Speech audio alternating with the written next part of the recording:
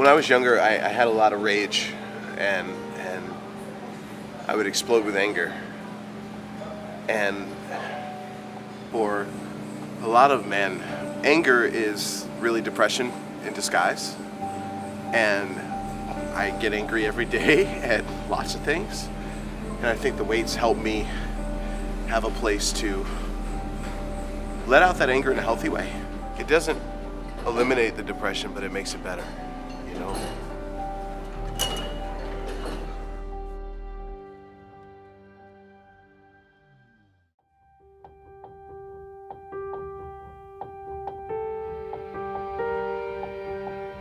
My mental health issues started when I was younger, and they manifested, I guess, as behavior problems.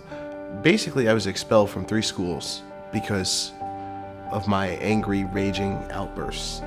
And for me, it was about power.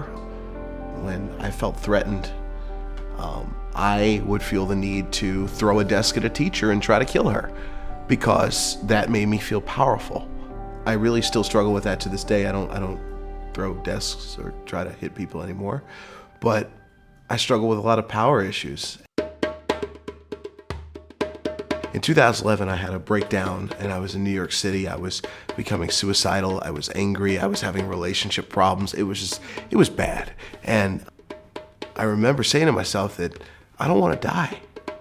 You know, I don't want to die. And I knew that if I didn't address this stuff for the rest of my life in a proactive way, I was going to die. Or I was going to get locked up in jail for doing something because I didn't care when I was angry. And so I made it a point to make a commitment, a promise to myself that I'm going to go to therapy the rest of my life. And I'm not going to stop. Even if I appear fine and everything's cool, I'm not going to stop. And the other commitment I made was that I'm going to open my mouth and talk about it and not shut up about it. My name is Mike Veny, and I've got mental health issues. I don't usually use the term mental illness. That's my own choice. I just say mental health challenges. That's the word I feel comfortable with. As a child, I was hospitalized 3 times in a psychiatric hospital. I was expelled from 3 schools for behavior problems. I harmed myself, and I tried to attempt suicide at age 10. When you have an issue and you don't talk about it, you give the issue power. And I wanted to take the power back. According to the National Alliance on Mental Illness, 1 in 5 people admit to having a mental illness. That only takes into account those people that admitted it.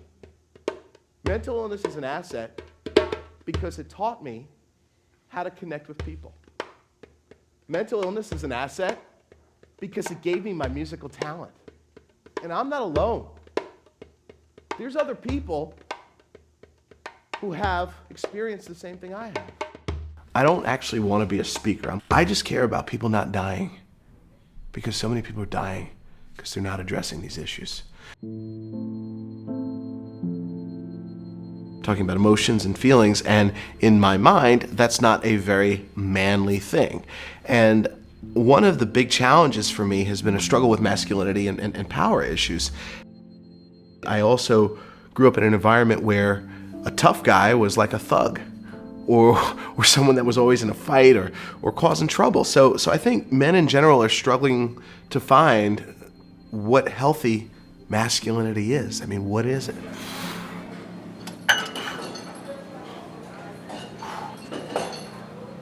Gonna lighten up that weight a little.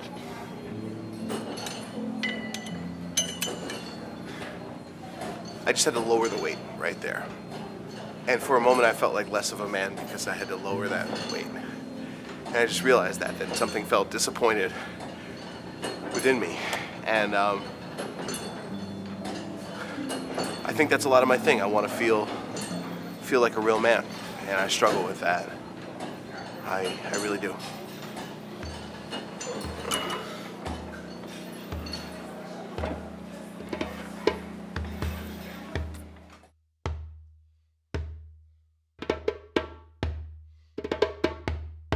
Music is about the internal conversation you have with yourself musically.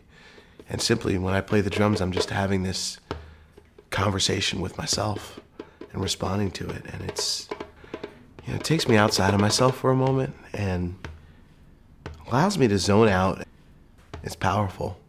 It just takes me to such a good place and puts me in a better space.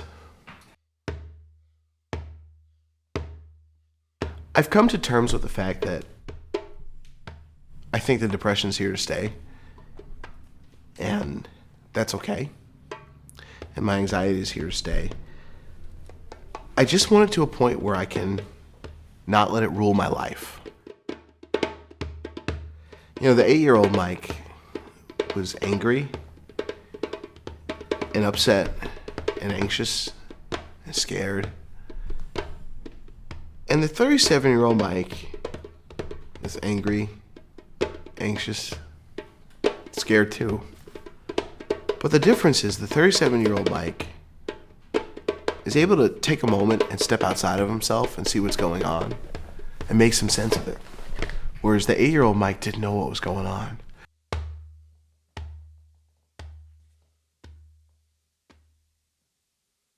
It's a process, not a destination. You know, it's not about getting better overnight. It's about just learning about yourself in small steps and being okay with that.